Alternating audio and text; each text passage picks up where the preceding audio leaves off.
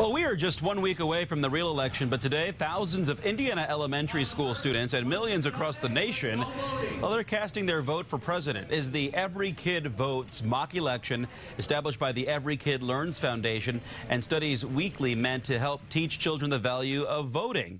Several local schools like Bunker Hill Elementary on the city's southeast side are taking part in this. Who did you guys vote for today? I did Hillary Clinton. Hillary. Donald Trump.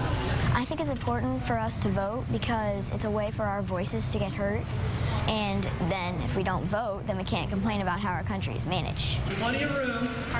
All day long, the students will engage in election-themed lessons before casting their votes. There's even going to be real-time results updated online throughout the day, just like the real election.